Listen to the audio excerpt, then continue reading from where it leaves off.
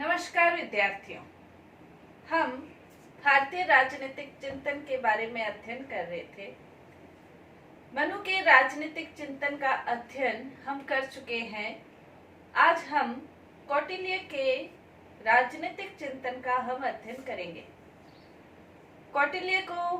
कौटिल्य, विष्णुगुप्त, चाणक्य इन सभी नामों से जाना जाता है। कौटिल्य ने जिस ग्रंथ की रचना की थी उसका नाम अर्थशास्त्र है, लेकिन अर्थशास्त्र है, लेकिन राजनीति के ऊपर लिखा गया ये एक गहन ग्रंथ है। 20वीं सदी के प्रारंभ से पहले, यानी कि जब कौटिल्य का अर्थशास्त्र अस्तित्व में आया या उसकी खोज अस्तित्व में आई, उससे पहले ये माना जाता था कि भारत का जो चिंतन है वो राजनीतिक दृष्टि से शून्य चिंतन है।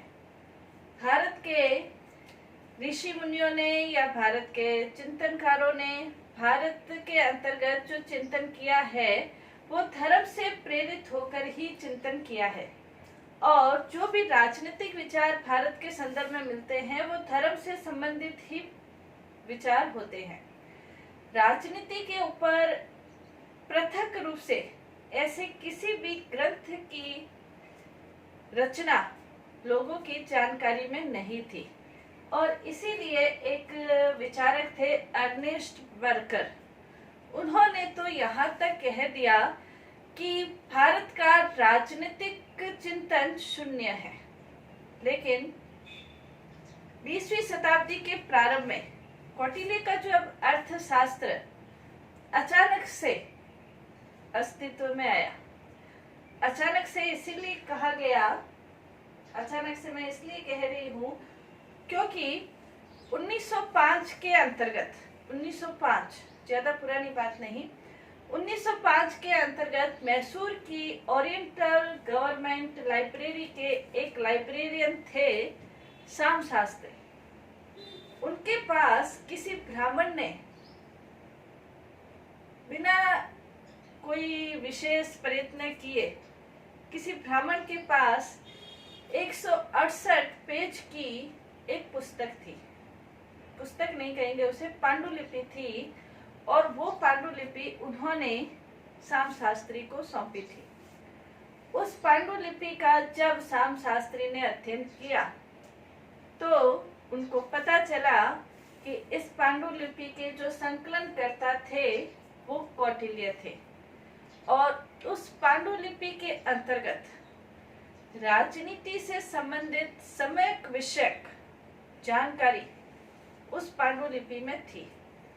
उन्होंने अपने गहन प्रयासों के द्वारा उस पांडुलिपि का अंग्रेजी में अनुवाद करवाया और फिर उसको एक पुस्तक के रूप में भी प्रकाशित किया।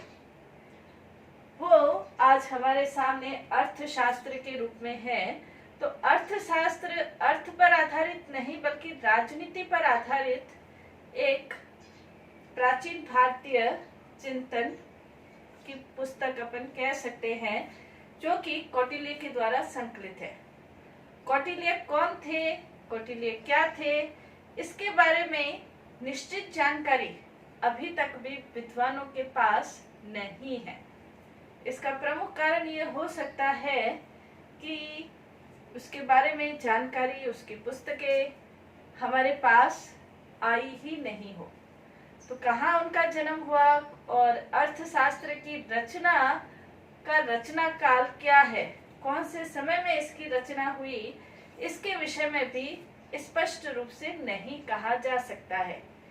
कौटिल्य के संबंध में एक छोटी सी कहानी आती है कि नंद वंश का जो अंतिम सम्राट था महापद्मानंद अंतिम सम्राट था।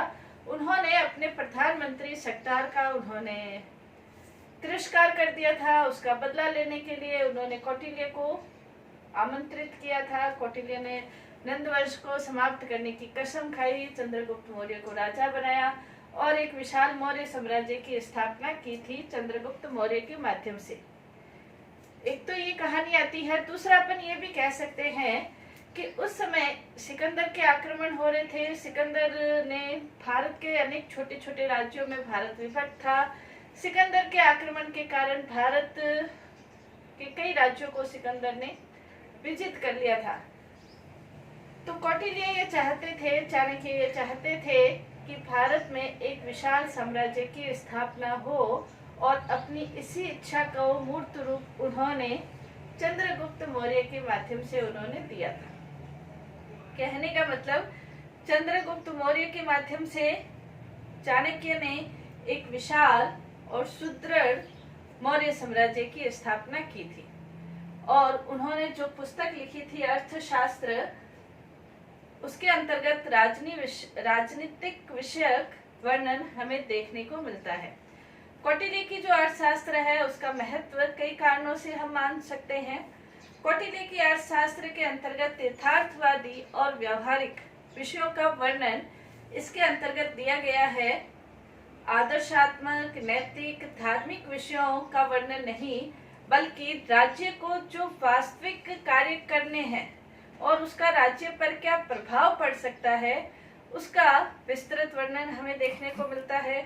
दूसरा, इसका महत्व का कारण ये भी है कि अभी तक जो भी ग्रंथ लिखे जाते थे वो ग्रंथ धर्म के अंतर्गत राजनीति का अध्ययन करते हुए लिखे जाते थे। पहली बार अर्थशास्त्र राजनीति, धर्म से पृथक राजनीति के ऊपर लिखा हुआ ग्रंथ माना जा सकता है।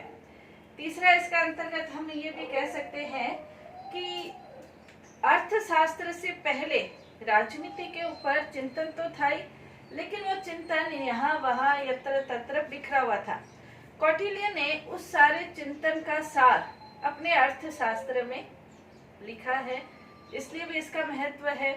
इसके अलावा अर्थशास्त्र का महत्व इसलिए भी है कि अर्थशास्त्र के माध्यम से ही कौटिल्य ने एक विशाल सुदृढ़ मौर्य साम्राज्य की स्थापना की थी, इसलिए इस अर्थशास्त्र का महत्व हम कह सकते हैं। इन कारणों से हम कह सकते हैं कि अर्थशास्त्र का भारतीय राजनीति चिंतन में महत्वपूर्ण स्थान है। अर्थशास्त्र की विषय वस्तु के बारे में यदि हम देखें कि उसकी विषय वस्तु क्या है, पूर्ण रूप से राजनीति पर लिखा गया ग्रंथ हम कह सकते हैं। सोलेटोर की अगर कोटेशन देखें तो सोलेटोर ने ये कहा है, प्रमुख विचारक है, उन्होंने ये कहा है कि प्राचीन भारत की राजनीतिक विचारधाराओं में सबसे अधिक ध्यान देने योग्य विचारधारा अर्थशास्त्र की विचारधारा कह सकते हैं। अर्थशास्त्र की यदि हम विषय वस्तु देखें, कौटिल्य के अर्थशास्त्र की विषय वस्तु देखें, तो कौटिल्य ने अपने अर्थशास्त्र को 15 अधिकरण में निर्धारित किया है। 15 अधिकरण में 15 अभिकरण में इसको विभाजित किया गया है। 180 प्रकरण है इसके अंतर्गत। 150 अध्याय जो है उनको 15 अधिकरण में बांटा गया है। 180 कारिकाएं हैं और 6000 श्लोक के अंतर्गत अर्थशास्त्र हमें देखने को मिलता है। इसके 15 अधिकरण, ये जो 150 अध्याय है उसको 15 अधिकरणों में विभाजित करके 15 अधिकरण इसमें निर्धारित किए गए हैं। तो 15 अधिकरण में क्या क्या विषय वस्तु है वो हम देखेंगे। 15 अधिकरण के अंतर्गत सारी जो विषय वस्तु है पूर्ण रूप से राजनीति पर लिखा गया ये ग्रंथ है, ये इससे सिद्ध होता है। जैसे प्रथम जो अधिकरण है उसका नाम विनय अधिकरण है। इसके अंतर्गत जो अर्थशास्त्र में किन बिंदुओं के ऊपर चर्चा की जाएगी इसका वर्णन तो है ही है, साथ ही राजा के जीवन और राजा का व्यवहार, राजा की दिनचर्या क्या होगी, उसके कार्य क्या होंगे, उसके गुण क्या होंगे, इस बारे में विस्तृत वर्णन मिलता है। अर्थशास्त्र का दूसरा जो अधिकरण है अन्यक्ष प्रचार। अन्यक्ष प्रचार जो अधिकरण है, द्वितीय अधिकरण है, इसके अंतर्गत तांत्रिक प्रशासन, राजा अपने प्रशासन को किस प्रकार से बांटे, प्रशासन को किन अधिकारियों के बीच बांटे, अधिकारियों में प्रशासन का विभाजन किस प्रकार से हो, प्रशासनिक अधिकारियों की क्या योग्यता हो, इसके बारे में विस्तृत वर्णन मिलता है। सरकारी अधिकारियों के अधीक्षक जो है उनके क्या कर्तव्य निर्धारित है, इसके बारे में वर्णन मिलता है द्वितीय अन्यक्ष प्रचार के अंतर्गत। इसका जो तृतीय अभिकरण है, तृतीय अभिकरण जिसका नाम धर्म स्तरीय, इसके अंतर्गत न्याय, न्याय के स्रोत, न्याय का निर्णय, विधि के द्वारा जो कानून बनते हैं उन कानूनों का वर्णन धर्म स्तरीय, तृतीय अभिकरण जिसका नाम धर्म स्तरीय है, उसके अंतर्गत दिया गया है। चतुर्थ जो अभिकरण है जिसे कंटक शोधन कहा गया है, इसके अंतर्गत समाज के अंतर्गत जो नैतिक जीवन या जीवन व्यतीत करने के मार्ग में कई लोगों के द्वारा बाधा उत्पन्न की जाती है, उन बाधा का निराकरण दंड नीति के द्वारा दंड देकर किया जा सकता है। तो उस दंड का वर्णन यहाँ पर मिलता है चतुर्थ अध्याय के अंतर्गत, कंटक शोधन के अंतर्गत दंड नीति का। पंचम अध्याय जिसे कि योग व्रत कहा गया है, योग व्रत के अंतर्गत जो दरबारी है, दरबार के कर्मचारी है, उनका व्यवहार क्या हो, उनके कर्तव्य क्या हो, और जो गुप्तचर है, राज्य के अंतर्गत जो गुप्तचर है उनके क्या कर्तव्य हो, उनके क्या कार्य हो, उनकी क्या योग्यताएं हो, इन सब का वर्णन पंचम अध्याय अभिकरण या योग व्रत में मिलता है। षष्ठम जो अभिकरण है वो मंडल सिद्धांत या मंडल अभिकरण कहा जा सकता है।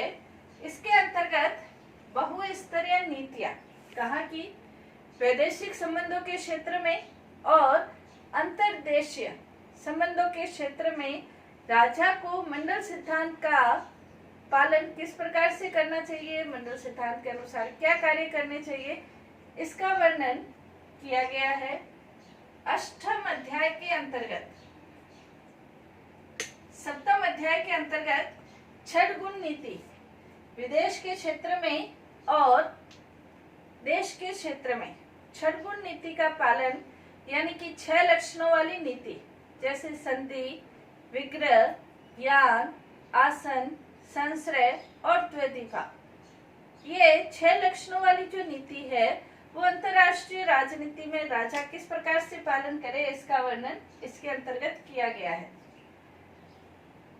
अष्टम अध्याय में व्यसनाधिकारक, जैसे इसके नाम से स्पष्ट है, अष्टम अध्याय व्यसनाधिकारक, यानी कि राज्य के अंतर्गत आने वाली विभिन्न प्रकार की आपदाएं जो है, मुसीबतें जो है, उन मुसीबतों का क्या कारण है और राजा के द्वारा उनका निराकरण किस प्रकार से किया जाएगा, इसका वर्णन है। इसी प्रकार नवम अध्याय जिसे कि अभिचार या कहा गया है, अभिचार कर्म का मतलब यह है कि राजा को दूसरे राज्य पर आक्रमण करना है। दूसरे राज्य पर आक्रमण करने से पूर्व राजा के द्वारा किस प्रकार की तैयारी की जानी चाहिए, किस प्रकार के विचार किए जाने चाहिए, किस प्रकार की योजना बनाई जानी चाहिए, इसका वर्णन इसके अंतर्गत किया गया है नवम अध्याय में। दसम अध्याय के अंतर्गत संग्रामिक, जिसे नाम दिया है संग्रामिक, संग्राम यानी कि युद्ध, युद्ध या विजय के लिए राजा को किस प्रकार के नियम अपनाने हैं, क्या नियम बनाने हैं जिससे कि राजा को विजय प्राप्त हो, ये दसम अध्याय के अंतर्गत बताया गया है। 11वां जो अध्याय है वो संघ व्रत। संघ व्रत का मतलब यह है कि राज्य के बाहर जो पड़ोसी राज्य हैं, कई बार अरी राज्य भी होते हैं, जो राज्य के बाहर संघ बना लेते हैं, तो उनका एकजुट होने के कारण उन अरी राज्यों की शक्ति बढ़ जाती है। तो उनमें किस प्रकार से फूट डाली जाए, इस प्रकार के विचारों को बताया गया है। 12वां जो अध्याय है अवलियस, जिसे नाम दिया है, इसके अंतर्गत ये बताया है कि जो शत्रु है, प्रबल जो शत्रु है, कोई जरूरी नहीं है कि पूरी दुनिया में हम ही शक्तिशाली हो, हमसे ज्यादा शक्तिशाली राज्य भी हो सकते हैं, तो प्रबल शत्रु का मुकाबला एक निर्बल राजा किस प्रकार से करे, उसके बारे में बताया गया है। इसी प्रकार 13वां जो अध्याय है दुर्ग लंबोदर, इसके अंतर्गत ये दुर्ग से संबंधित है। जब राजा दूसरे राज्यों पर विजय हासिल कर लेता है तो उसमें विभिन्न प्रकार के किले हैं, उनके ऊपर भी उसकी सत्ता हो जाती है। विभिन्न संसाधनों के ऊपर भी वो अपना कब्जा कर लेता है, उसके छत्र छाया में आ जाते हैं। तो उन किलों का उपयोग, दुर्गों का उपयोग राजा को किस प्रकार से करना चाहिए, इसके बारे में बताया गया है। जो 14वां अध्याय है औपनिषदक, इसके अंतर्गत शत्रुओं के ऊपर गुप्त उपाय करके, जैसे विष है, जादू है, टोना है, इस प्रकार के उपायों के माध्यम से शत्रुओं को वश में करना, ये 14वें अध्याय में बताया गया है। 15वां जो अध्याय है, 15वें अध्याय में अर्थ से संबंधित विस्तृत वर्णन है। अर्थ का किस प्रकार से प्रयोग हो, उसका किस प्रकार से वितरण हो, किस प्रकार से दूसरे राज्यों से संधि समझौता करके अर्थ को बढ़ाया जाए, प्रचार प्रसार किया जाए, उसके बारे में वर्णन है। तो ये 15 जो अध्याय अधिकरण है अर्थशास्त्र के अंतर्गत, ये 15 के 15 अध्याय राजनीति से संबंधित है। तो हम अर्थशास्त्र जब हमारे सामने आया तो उसके बाद से भारतीय राजनीतिक चिंतन के बारे में जो आरोप लगता था कि ये राजनीति से विमुख है, ये आरोप पूर्णतया निराधार हो जाता है। तो ये कौटिल्य के अर्थशास्त्र भारतीय राजनीति में अपना महत्वपूर्ण स्थान रखता है। धन्यवाद।